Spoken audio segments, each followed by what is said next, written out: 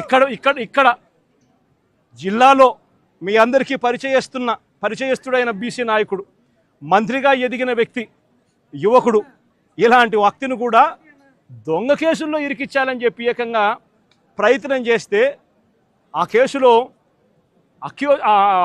ఆ విట్నెస్ వెళ్ళి జడ్జి ముందర పోలీసులు నన్ను 3rd డిగ్రీ ఉపయోగించి నన్ను దొంగ స్టేట్మెంట్ తీసుకునే ప్రయత్నం చేశారు అని చెప్పి ఏకంగా మెజిస్ట్రేట్ ముందర చెప్పినాడు అని అంటే ఎంతటి దారుణంగా వీళ్ళు పోలీసులను ఉపయోగిస్తున్నారని చెప్పడానికి ఇదొక నిదర్శన.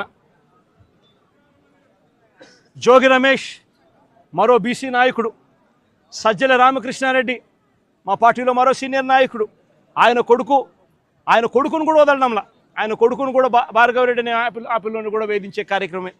వైవి సుబ్బారెడ్డి మరో మా పార్టీకి సంబంధించిన మరో సీనియర్ నాయకుడు, ఆయనను ఒక్కడే కాదు ఆయన కొడుకును కూడా మళ్ళీ తీసుకొచ్చే కార్యక్రమం. దేవినేని అవినాష్ విజయవాడకు సంబంధించి దేవినేని అవినాష్ మా జిల్లా కృష్ణా జిల్లా అధ్యక్షుడు, ఆయనను కూడా చిన్నపిల్లోడని కూడా చూడకుండా ఆయన మీద కూడా కేసులే. తలసిల రఘురాం, అంబటి రాంబాబు, అంబటి మురళి, విడుదల రజని, దళిత ఎమ్మెల్యే చంద్రశేఖర్, బూచేపల్లి శివప్రసాద్, ఉషశ్రీ చరణ్, తోపదుర్తి ప్రకాష్ రెడ్డి, మాజీ ఎంపీ గోరంట్ల మాధవ్, మేరుగ నాగార్జున్, దాడిశెట్టి రాజా, అబ్బాయి చౌదరి, సుధీర్, సత్తెనపల్లి మన తరఫున పోటీ చేయబోతా ఉన్న క్యాండిడేట్, లేళ్ల అప్పిరెడ్డి, గోపిరెడ్డి శ్రీనివాసరెడ్డి, సిదిరి అప్పలరాజు, మరో బీసీ మంత్రి ఉప్పాల రాము, మన ZP chairman Uppala Harika husband, Mondithoka Arun మన పార్టీకి సంబంధించిన ఎమ్మెల్సీ దళితుడు. ఈ నాయకులందరి మీద కూడా తప్పుడు కేసులే. మా ప్రతాప్ అన్న కూడా ఇక్కడే ఉన్నాడు. ప్రతాప్ అన్న కూడా మీద కూడా ఇంకో తప్పుడు కేసు.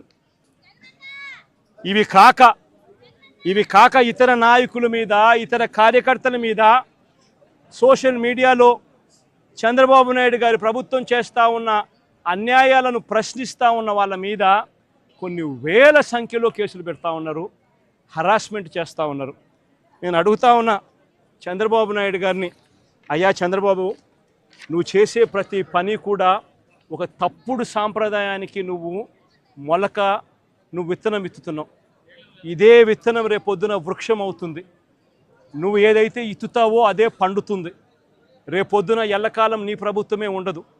రేపొద్దున కన్ను మూసుకొని కన్ను తెరిచేసరికి మరో 3 సంవత్సరాలు అయిపోతుంది. 3 సంవత్సరాలు అయిపోతే ఆ తర్వాత వచ్చేది మా ప్రభుత్వం. మా ప్రభుత్వం వచ్చిన తర్వాత ఇదే చంద్రబాబు నాయుడు గారి అడుగులకు మడుగులు ఎత్తిన ఈ పోలీస్ అధికారులకు ఎవరెవరైతే అన్యాయాలు చేశారో, ఎవరెవరైతే తప్పుడు పనులు చేశారో వాళ్ళందరిది కూడా లెక్క జమా తీస్తాం. వాళ్ళందరినీ కూడా చట్టం ముందర నిలబెడతాం. వాళ్ళందరినీ కూడా ఏదైతే మీరు విత్తనం విత్తారో అదే రేపొద్దున రెండింతలై మీకు తిరగబడితే మీ పరిస్థితి ఎలా ఉంటుందో మీ అందరికీ కూడా రేపొద్దున అర్థమయ్యేట్టుగా కూడా ఖచ్చితంగా రాబోయే రోజుల్లో జరుగుతుంది. ఇప్పటికైనా మేలుకో చంద్రబాబు అని చెప్తున్నా, ఇప్పటికైనా చంద్రబాబు తెలుసుకో అని చెప్తా ఉన్నా, ఇప్పటికైనా మీ నైజాన్ని, మీ వైఖరిని మార్చుకో అని చెప్తా ఉన్నా.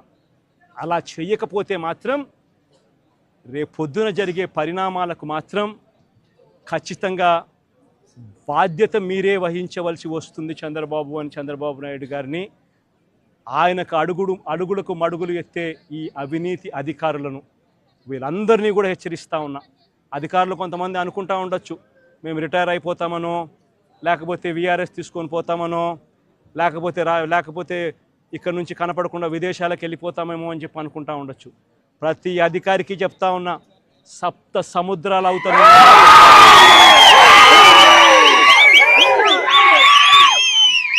7 సముద్రాలు అవుతారున్నా చెప్తా ఉన్నా.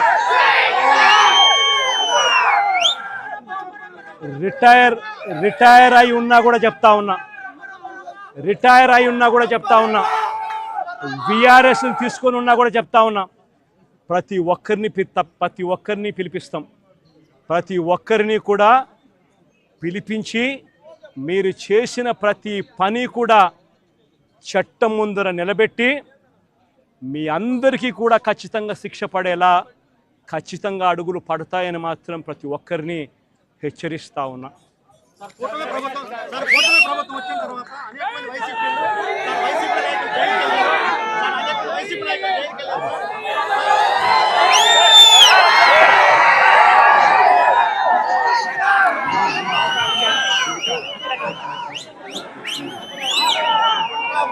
నేషనల్ మీడియా బయట